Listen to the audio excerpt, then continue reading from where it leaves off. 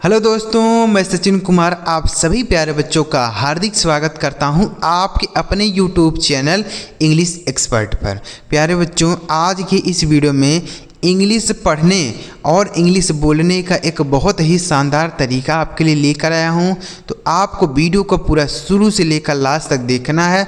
बहुत ही सरल तरीके से आपको समझाऊंगा अंग्रेजी कैसे बोला जाता है, शब्दों की सहायता से आपको शब्द भी समझाऊंगा, साथ ही साथ उसका मीनिंग भी बताऊंगा और इसे कैसे बोला जाता है यह भी आपको बताऊंगा। तो चलिए बिना किसी देरी के वीडियो स्टार्ट करते हैं।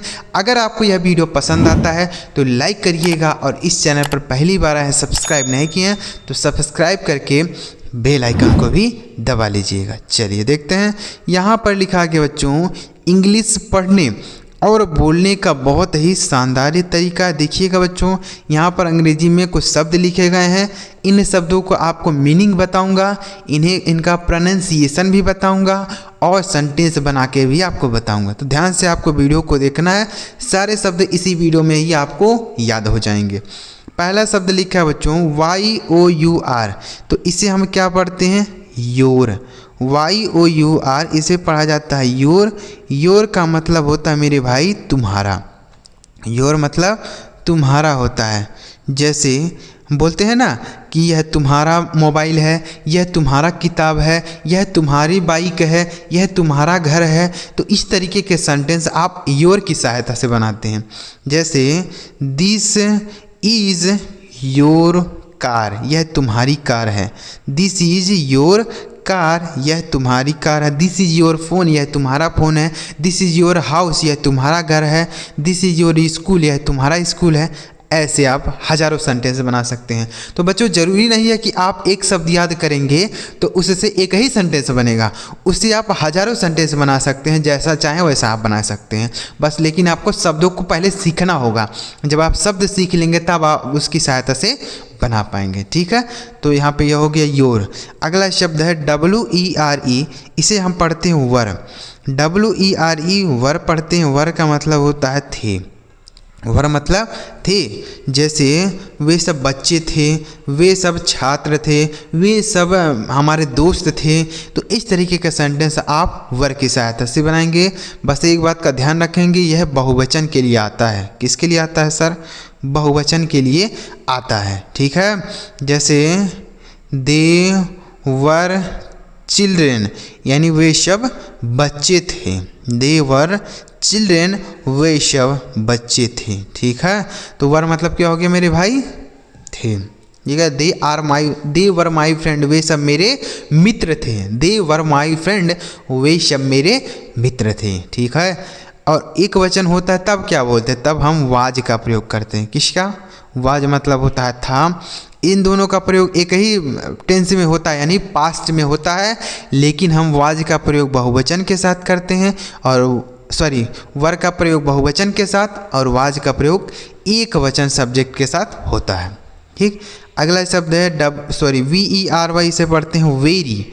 VERY इसे पढ़ा जाता है वेरी, मतलब होता है बहुत। वेरी मतलब क्या होता है मेरे भाई? बहुत होता है। जैसे तुम बहुत सुंदर हो, तुम बहुत अच्छे हो, वह बहुत अच्छी है। इस तरीके का सेंटेंस आप वर की सहायता से बना सकते हैं। तुम्हारा शर्ट बहुत अच्छा है, तो बहुत के लिए आप वेरी का यूज़ करेंगे। जैसे your shirt is very nice, your shirt is very nice, तुम्हारा शर्ट बहुत अच्छा है। यू आर वेरी नाइस, तुम बहुत अच्छे हो। यू आर वेरी गुड, तुम बहुत अच्छे हो। तो वेरी मतलब होता है बहुत। ठीक है, याद रखिएगा। अगला शब्द है SOME, इसे हम पढ़ते हैं सम। SOME पढ़ा जाता है सम। सम का मतलब होता है मेरे भाई कुछ। सम मतलब कुछ। जैसे सम बॉयज आर कमिंग, कुछ लड़के आ रहे हैं।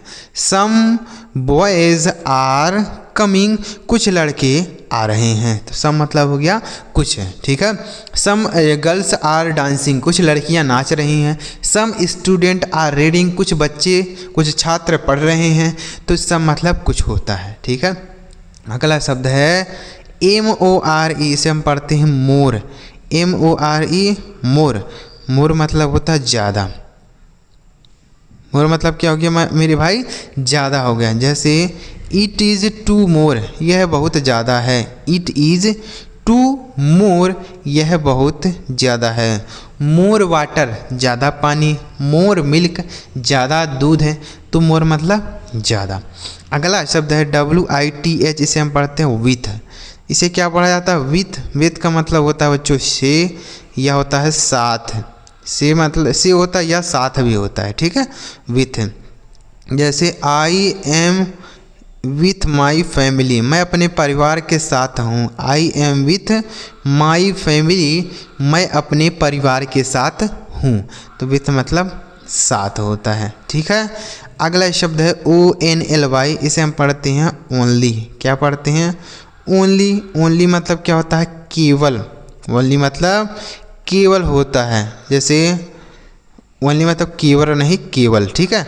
ओनली, जैसे ओनली बॉयज़ कम, केवल लड़के आए। ओनली बॉय केम, केवल लड़के आए, ठीक है। ओनली बॉयज़ केम, केवल लड़के आए, ठीक है।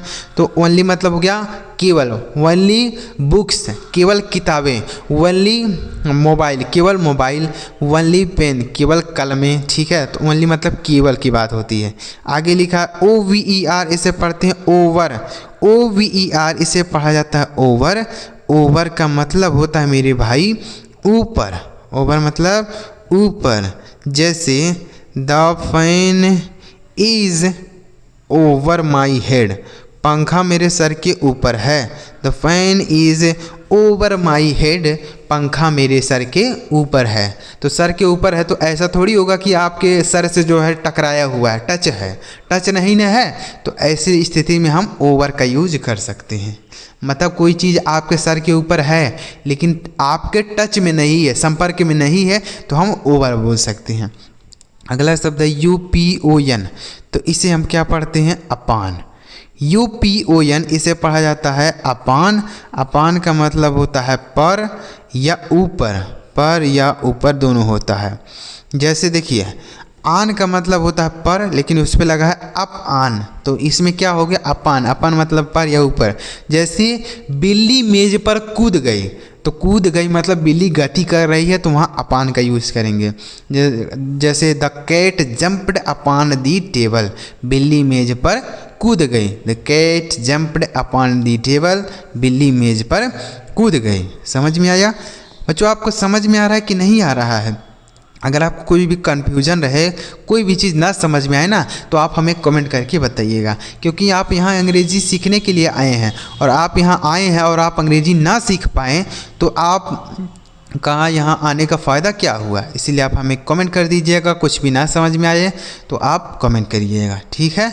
चलिए आगे लिखा है FROM, इसे हम पढ़ते हैं बच्चों फ्रॉम। FROM, from. फ्रॉम का मतलब होता है शी। फ्रॉम मतलब से होता है। देखिए फ्रॉम का मतलब से। जैसे I am coming from market, मैं बाज़ार से आ रहा हूँ। I am coming from market, मैं बाज़ार से आ रहा हूँ। I am coming to school, I am coming to, sorry to नहीं बोलेंगे, फ्रॉम बोलेंगे। देखिए इस फ्रॉम का यूज जहाँ होता है ना बच्चों, हम किसी स्थान से बिछड़ने के लिए फ्रॉम का यूज़ करते हैं।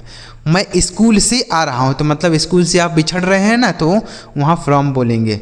जैसे I am coming from school, मैं बाज़ार से आ रहा हूँ, तो मतलब बाज़ार से आप अलग हो रहे हैं, तो फ्रॉम बोलेंगे।